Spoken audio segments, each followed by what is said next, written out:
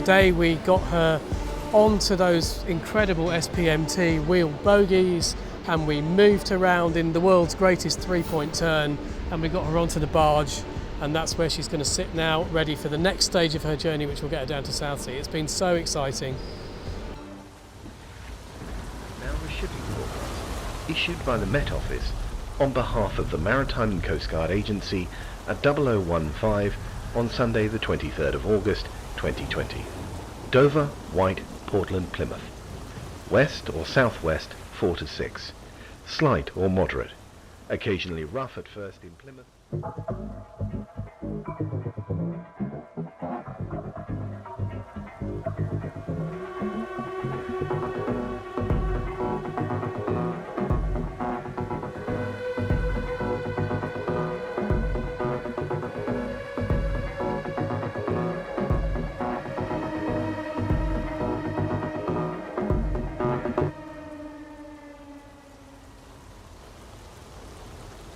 Gutted, absolutely gutted. You know, we had around, the weather's been against us all day, really. We had a long delay even getting out the naval base.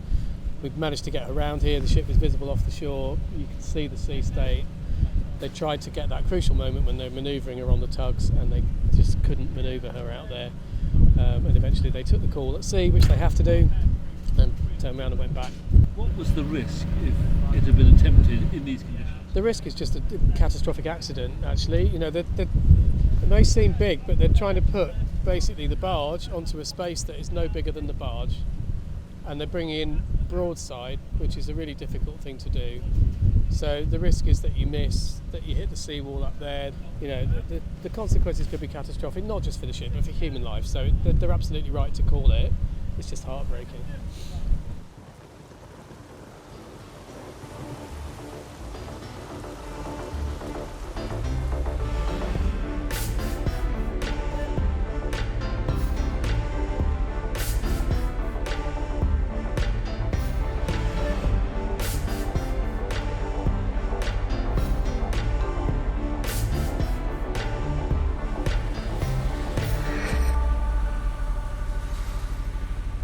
This was the last tide that we could have possibly brought the LCT in on.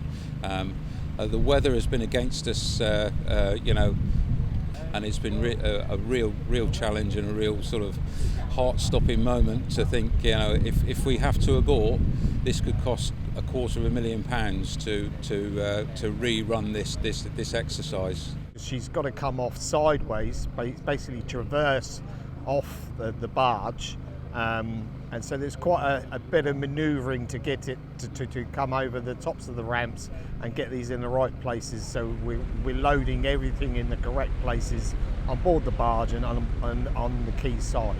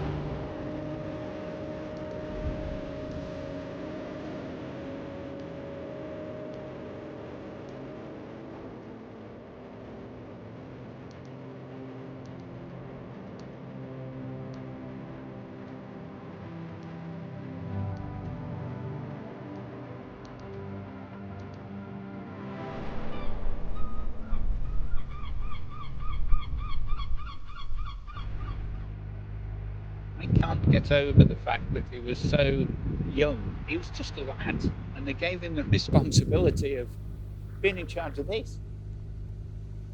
The pressure must have been incredible. I mean, it's not as if she was on her own. There were so many of them. I mean, if you drive one of these into something, it's not a joke, is it? When you look back, were there moments when you thought, I'm not sure this is going to make it, it's just too difficult? No. The only bit where I was worrying was trying to get the ship ashore on Southsea beach, and I'm thinking, what fool signed off on this? Crikey, that's me. Deputy heads must roll if this goes wrong.